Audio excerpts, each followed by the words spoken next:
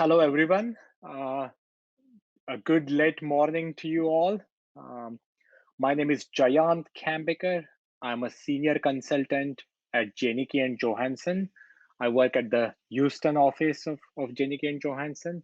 And today I will be talking about handling of recycled plastics in various setups. At the front end of where you'll be working with waste plastic feedstock, as well as right up to the uh, end process of working with the recycled resins. So we will be touching on all of those operations, and especially from solids handling standpoint, what kind of flow problems can occur and what can you do to avoid those. So we will be looking at all of it, at least from a 50,000 foot level in this presentation. First, a little bit about our company. Um, Many of you may have heard about Janicki and Johansson if you have been involved in solids handling. Uh, we are an engineering consultancy company.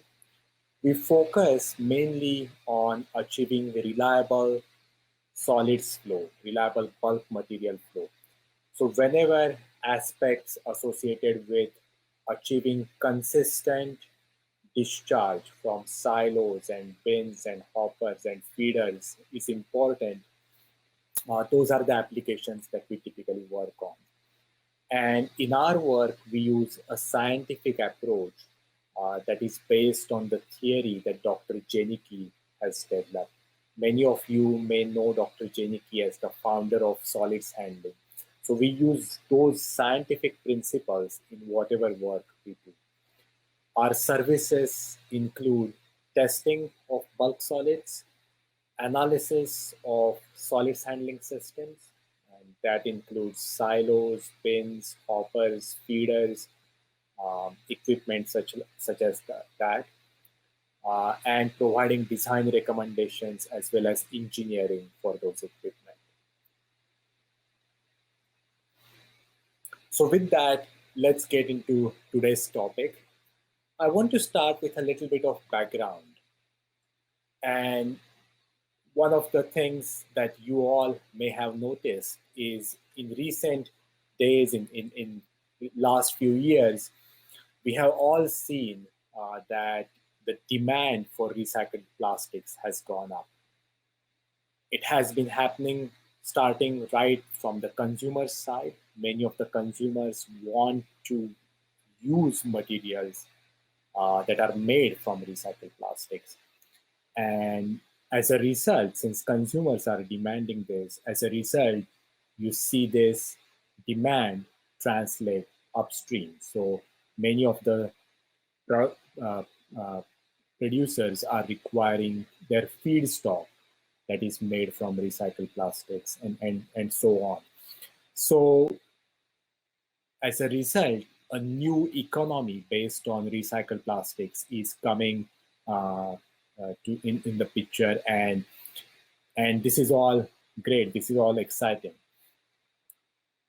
While this is all happening, it is important to understand that recycled plastics, depending on which stage of recycling you are involved in, whether you are handling the raw feedstock or handling the final recycled resin, um, your individual challenges may be different. But regardless, you need to familiarize yourself with what issues can occur, what can go wrong when you are working with recycled plastics.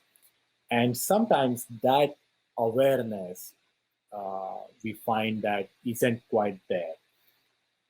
There are companies working with recycled plastics without really understanding the details of their flow behavior, without really understanding what to expect when you are working with these materials.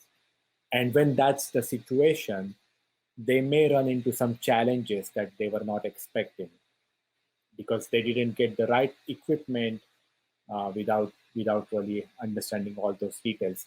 So the focus of this presentation is basically to educate about solids handling aspects. So where, no matter which stage of recycling, no matter which stage of plastics recycling you are involved in, we'll be touching upon all these different stages, and we will be going over what kind of flow issues may occur for your particular process. And at a high level, what can we do to avoid those flow issues or to improve the reliability of your system. Now, this is a short presentation here. We only have about half an hour for the presentation and some time for questions and answers after that.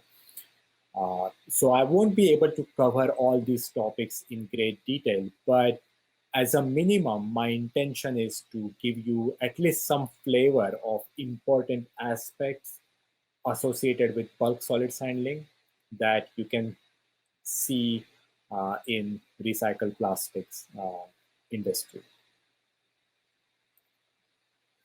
So let's start with what kind of different handling systems you may be working with if you are in the recycled plastics industry. So first of all, you may be working directly with the raw plastics feedstock, which is used for recycling. So when we are talking about this, we are talking about really the waste plastic that you may receive from recycling centers or other facilities or municipal corporations. Or you may be working with recycled resin. So this is a little bit refined feedstock. So you have taken that raw plastic feedstock and you have converted it into a material that can be actually used and can be blended with your virgin resin and can be actually converted into products. So you may be working with that type of material. Or you may be an integrated facility where you're starting right from the raw plastics feedstock and you are making uh, the final products that are of interest. So no matter which category you fall in, this presentation will touch on all those aspects and you will find information that is useful for all those different states. So we'll start with the raw plastics feedstock for recycling. And as far as this presentation is concerned, we'll be focusing primarily on mechanical recycling. There is also chemical recycling, where you are basically using a reactor and putting the raw feedstock into the reactor. And some of this discussion may still apply there as well. But primarily speaking, we're talking about mechanical recycling. So when we say mechanical recycling, what kind of operations are we talking about? Well, we're talking about receiving the raw plastics feedstock, the recycled plastic that people put in, basically trash or recycle bins. So when you receive that, well, usually the first operations are separation of those because, this feedstock consists of different kinds of plastic. So there are plastic bags, there are plastic liners, there are plastic containers, there are plastic bottles. So depending on that, you want to separate it because they all may represent different kinds of plastics, whether it's polyethylene, polypropylene, PET, and so on. So a lot of effort may be required to do this. A lot of times, in our experience, we see facilities doing this manually. So there is a significant labor requirement here. Once you have done that, oftentimes the next operation is screening. So you are separating the large particles or large fibers, shreds that have come with that feedstock, as well as fines. And the purpose behind this is you want to, before you actually go to shredding of that plastic, you want to remove stuff that really shouldn't go to the shredder. So, for example, if you have a lot of fines, that came with that plastic. You don't really necessarily need to send it to that shredding operation. So screening is another important step after you separate the different kinds of plastics. Once you have separated, once you have screened the plastics, then you want to send it to a shredder. And the reason being, you want to shred it, you want to break it down to small enough particle size such that you can actually work with that feedstock. So that's the real purpose of shredding. It helps you with the further processing. Following shredding, often the feedstock is sent to a washing operation, a cleaning operation. That's because oftentimes these raw feedstocks, they come contaminated. They may have food particles on them. They may have some other waste on them. So you really need to clean it before you do additional processing. So that's another operation, and it may be followed by some drying as well, just to make sure the feedstock is workable. After that, typically you want to do color sorting of the flakes of the broken down chips or shredded particles, and this allows you to use the feedstock. Let's say if you are going to make some uh, containers or objects that are colorless or that are transparent, then you really need to have the right colored particles, or basically colorless particles going there, as against green and blue particles. So that is why sorting by color is also another important step. And then finally you go to extrusion of pellets. So it is important to understand all these different operations that are there before you can actually extrude pellets and make a recycled plastic feedstock.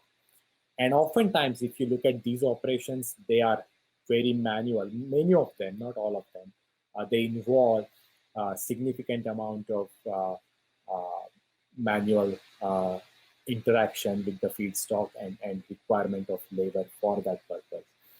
Uh, so this is kind of like a 50,000 feet overview of mechanical recycling. And this is how the feedstock looks like. So usually when you receive the feedstock for mechanical recycling, it, it is it is completely mixed. It's a mix of all kinds of plastics, and all particle sizes, all chemically speaking, polyethylene, polypropylene, PET, uh, and just look at the variation that's present. So this is the kind of feedstock that you need to work with if you are going to be doing mechanical recycling. So from this perspective, you really need to think ahead and plan for reliable handling of the feedstock throughout until you are able to produce, whether it's the plastic flakes that you are making or the plastic resin that you are going to make. So the planning and thinking are really essential to make sure you achieve reliable flow without experiencing flow issues. Now, some of the characteristics, like you saw in the picture, are large variations associated with the nature of the material, with the size, with the shape, and your handling system needs to be able to handle those large variations. Oftentimes, significant amount of contamination is present in this feedstock. So you are going to get, you know, dirt, you are going to get contaminated uh, uh, other contaminations like food particles and whatnot. And you need to be able to sort it and work with that feedstock, remove that contamination before further processing. As you can um, imagine, this feedstock is often very compressible. So any kind of processing equipment that you use needs to handle this kind of compressibility and variation in the bulk density which comes with it. So when you think of all these characteristics, you recognize that from a good solids handling perspective, you don't want to use bins or silos or hoppers to work with these kind of feedstock. Usually, the best way to handle these is to store them in an open area where you can use front end loaders to pick up the feedstock and bring it to a small scale handling equipment, whether it's your extrusion equipment or some other flaking related equipment. You want to keep the handling size very small. So ultimately, you may need to use a small surge hopper or some other small bin, which is similar to a surge hopper. But the important thing is keep the size, keep the storage capacity of it very, very small so that you can still manage a feedstock that is as variable as these materials. So again, very manual handling, and usually the size of the handling system is small. That doesn't actually apply to the size of the storage that you will need. A lot of this feedstock, the bulk density is very, very low. Usually we are talking about, depending on the feedstock, depending upon how much compacted and compressed it is, easily it can be low, in the neighborhood of 10 pounds per cubic foot. And when you are working with feedstock like that, or even lighter, you really need huge storage area. Oftentimes, what is used for storage is again not bins or silos, but covered storage, covered warehouse storage. And oftentimes, you see a lot of front end loaders being used to move the feedstock around, to carry it to the processing equipment. So, that is very common, mainly because of the variation in the feedstock, as well as the compressible nature of it, as well as presence of these fibers and liners and plastic strands that can interlock and weave with with other particles, and can result in flow issues. So those are some of the challenges, and those are some of the standard practices used in the industry. Again, the key here is not to use any kind of bin or silo as much as possible until really the last stage where you really have to feed, for example, to an extruder. You have to use some kind of a small surge hopper or similar type of equipment. So now working with recycled feedstock. So this is where you have already processed the raw or waste plastic feedstock, or maybe you are sourcing, you're working with a supplier, and that supplier is taking care of the raw waste plastic feedstock, and that supplier is actually giving you these nice, relatively speaking, nice flakes or resin. So, for example, your supplier may have taken those PET bottles and may have converted those into these kind of flakes.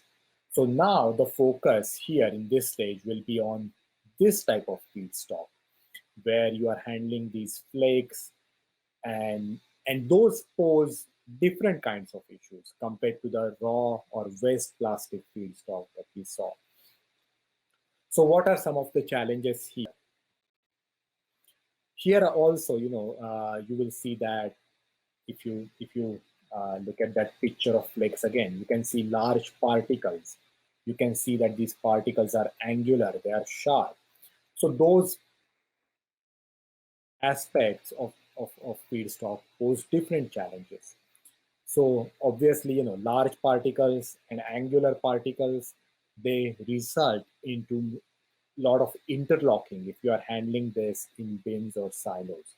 So that causes material to lock, the particles lock with each other, and that can result in stoppage of flow or stoppage of discharge from that equipment. As a result of shredding and some other operations, fines may also be present in that feedstock. And those fines are very different compared to those large angular particles, And those fines can pose different kinds of issues. They can cause blocking.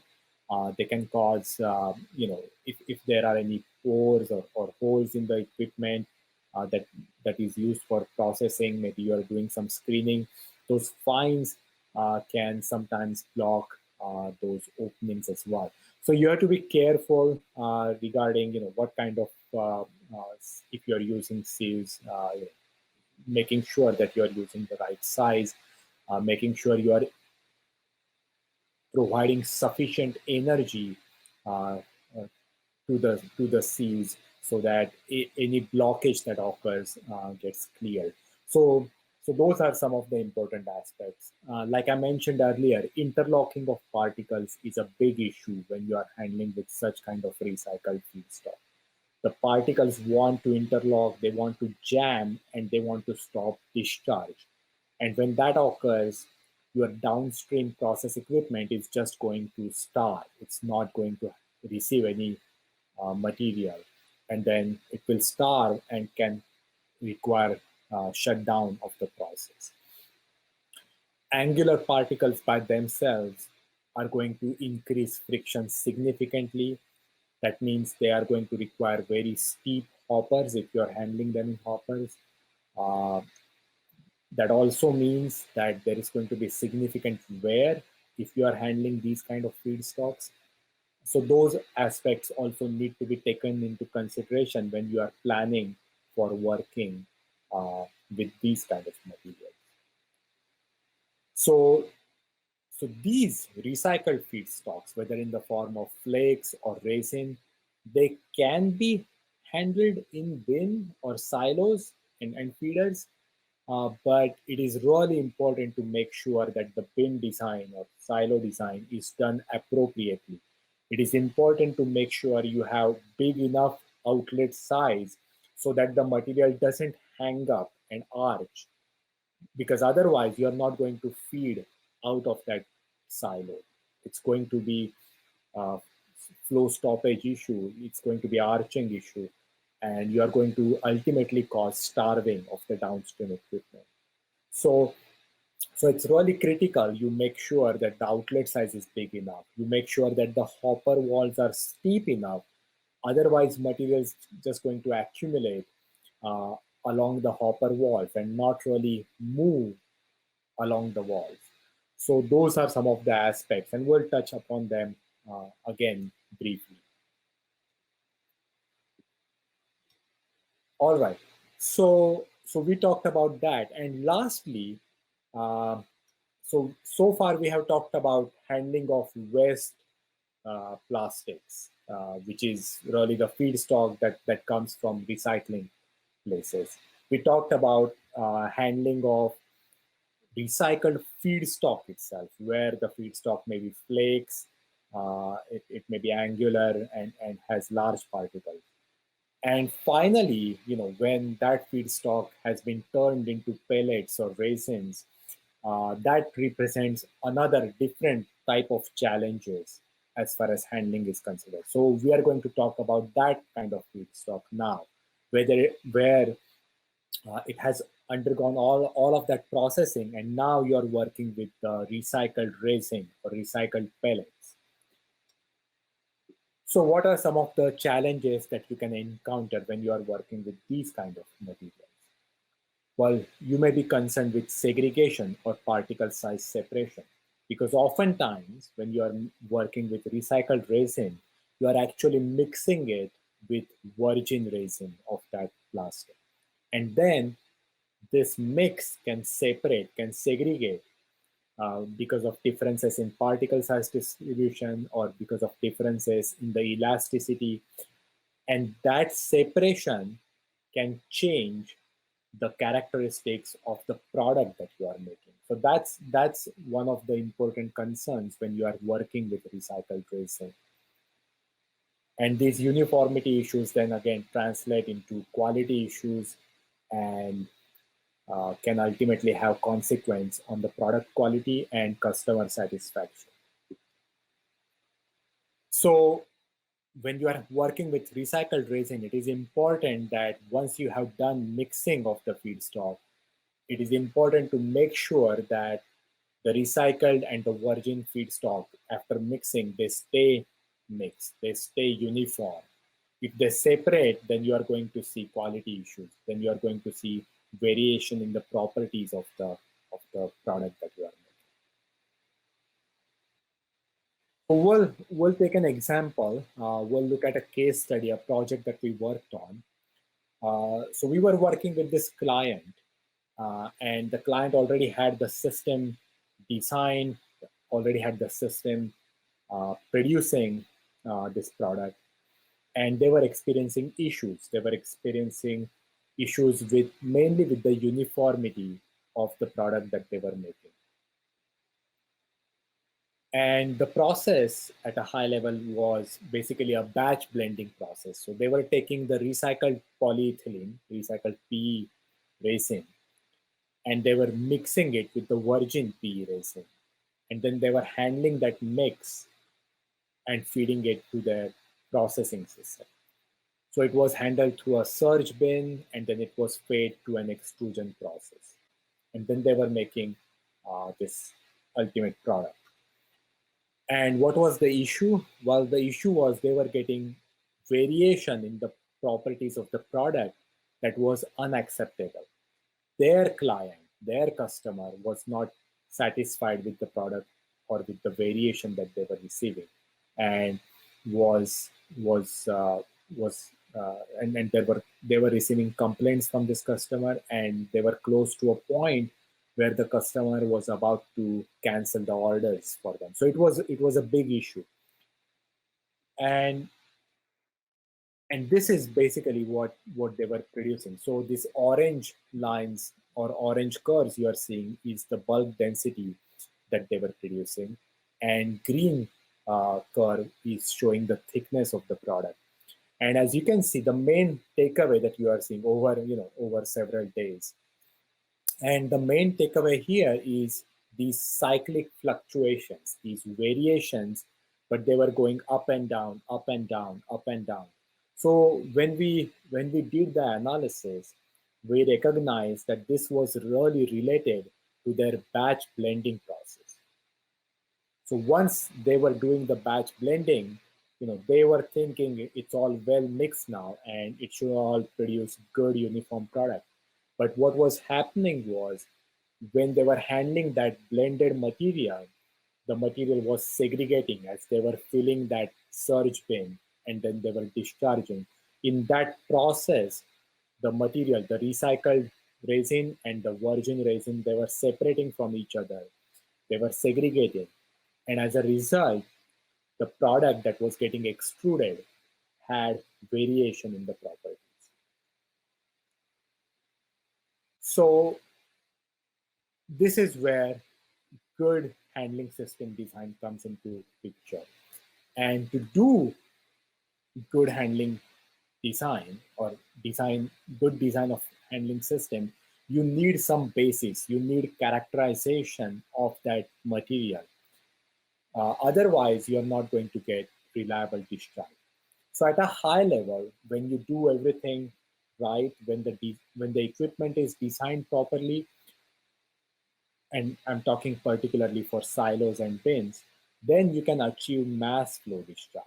So mass flow discharge is something you want to achieve where everything is moving in that bin or silo when you are discharging. If you don't do good job with the equipment design, then chances are that you will end up with funnel flow discharge. In funnel flow, when material is discharging, it's primarily coming out from a central flow channel. That's why the name is funnel flow. It flows out like a channel, like a funnel. And material remains stagnant at the walls, and then you have only material flowing through the central funnel. Now, when that happens, and especially when you are working with a blend, a mix of recycled plastic and virgin plastic, what oftentimes happens is when you fill this surge bin, so you have your bin inlet, you are filling this, it forms a pile. And when that pile forms, you, you know, particles are just going to roll along that pile, and you may get separation or segregation of the ingredients, of the constituents, which are the recycled and the virgin materials from each other. And if they separate, and and then you discharge in a funnel flow bin like this, what will happen is you will be primarily withdrawing material in the center first, and only when this central channel has emptied out, only then material at the walls will come out. So you will get slugs of of material coming from the center, and then material coming from the periphery, and they may have different properties if the material has segregated. So that's why it is important to make sure you achieve mass flow, because in mass flow, whenever you are discharging everything. The center is discharging, and also the periphery or material near the walls is discharging. And at the discharge, everything is mixing together. So the center is mixing with the periphery. And because of this remixing, even if there was segregation, even if there was separation horizontally, even if the center had different properties compared to periphery, because there is remixing going on at the discharge point where the center is mixing with the periphery, you get a better, a more uniform product or material coming out from the mass filter. So those are some of the fundamentals. Um, and to be able to achieve mass flow, you really need to have outlet size that is big enough to prevent arching, and you have to have hopper walls that are steep enough to make sure material is flowing along them. If they are not steep enough, if they are shallow like these hopper walls, then material is going to sit stagnant along those walls. It's not going to move until that central channel has emptied out. And then, and then only, depending on the strength of the material, that that stagnant material at the wall will fall into the channel and come out. In some cases, if the material is very cohesive, it may not even come out by itself. It may not come out by gravity. And then you may be stuck with a rat hole that forms in the bed. So those are some of the fundamentals, some of the basics that you need to follow, that you need to make sure your process uh, takes those into account.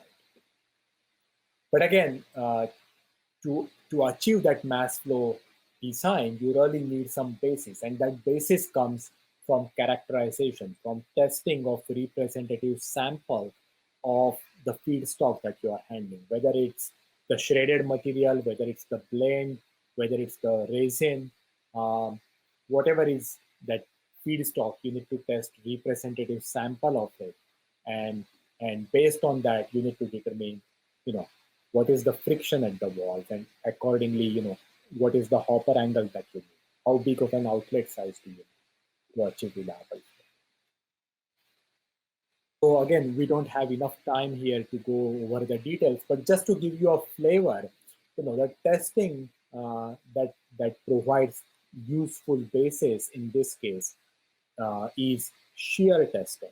And in this testing, what you do is you put representative sample of the bulk solid inside a shear cell, and you apply pressure that is representative of the pressures that exist in your surge bin or storage bin, and then you shear that sample by applying shear stress, and that the magnitude of the shear stress gives you an idea of how much effort is required to shear that bulk solid, and you can convert that information into information such as how much outlet size, how big of an outlet size do you need, for example, to avoid arch.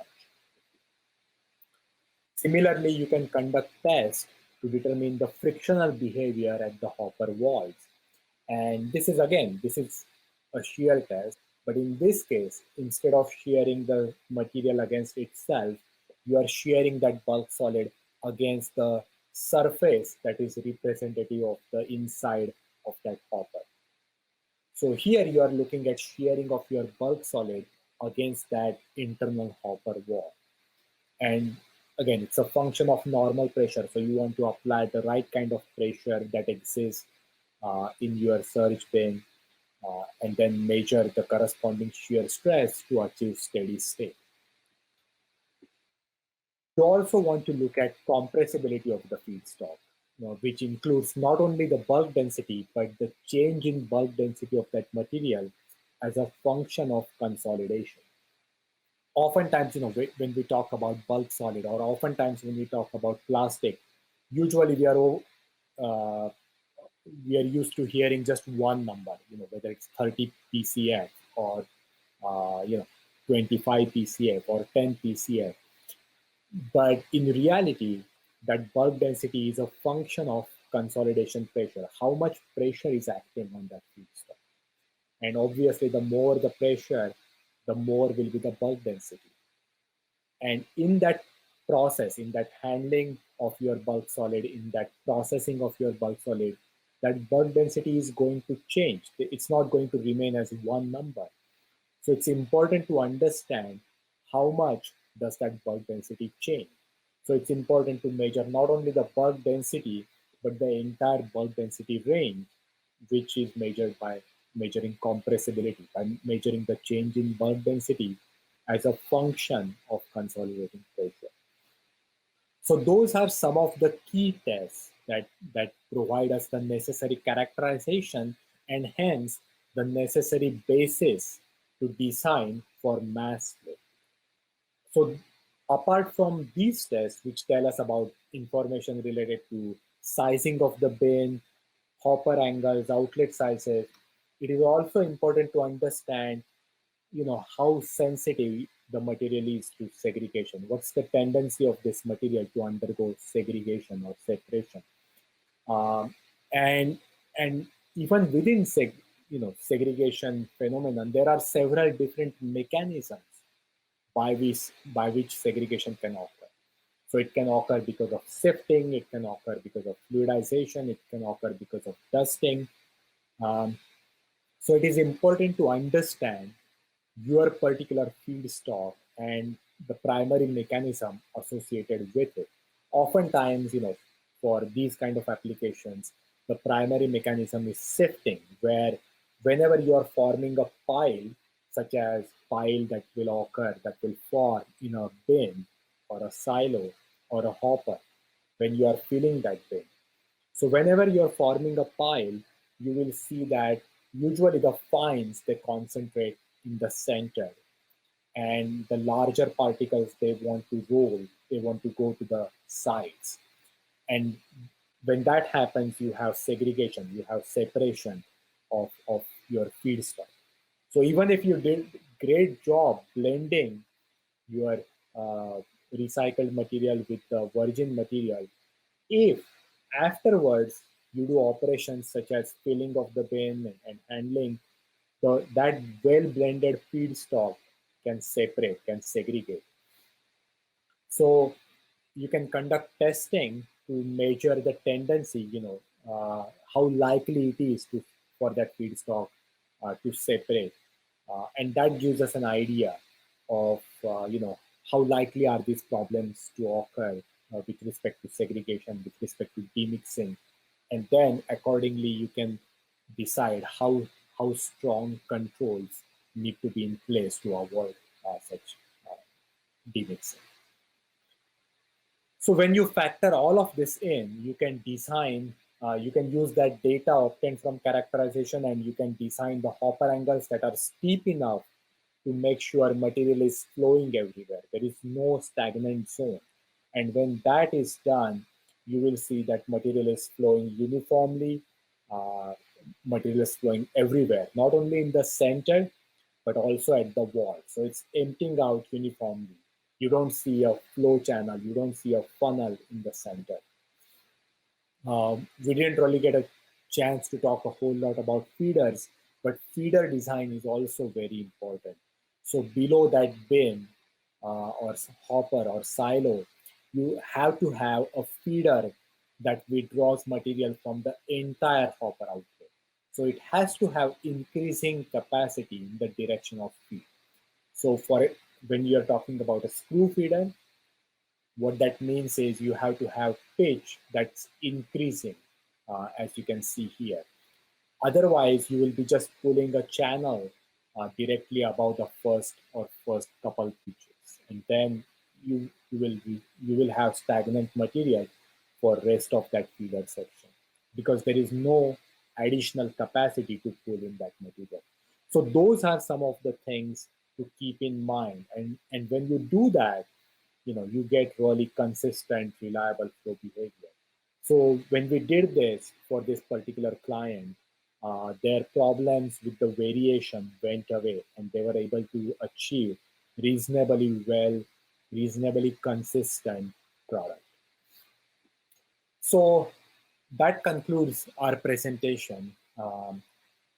As a summary, I would like to say that when you are designing your solids handling equipment, whether it's bins, silos, hoppers, feeders, if you focus too much on low cost and ease of fabrication instead of reliable performance, then the risk of occurrence of flow issues is really high. And it is really important to recognize that because, particularly in the plastics recycling industry, there is a greater tendency to keep the cost down, and hence there is a tendency to use low cost equipment.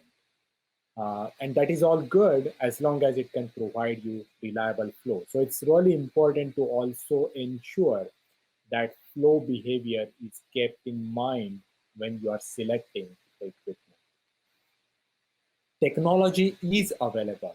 We can do characterization, we can do analysis, and we can decide what is an appropriate design for the silos, for the feeders, to handle the feedstock that you are handling, and make sure that you don't run into flow issues. Make sure your feedstock stays uniform and you get product with consistent property.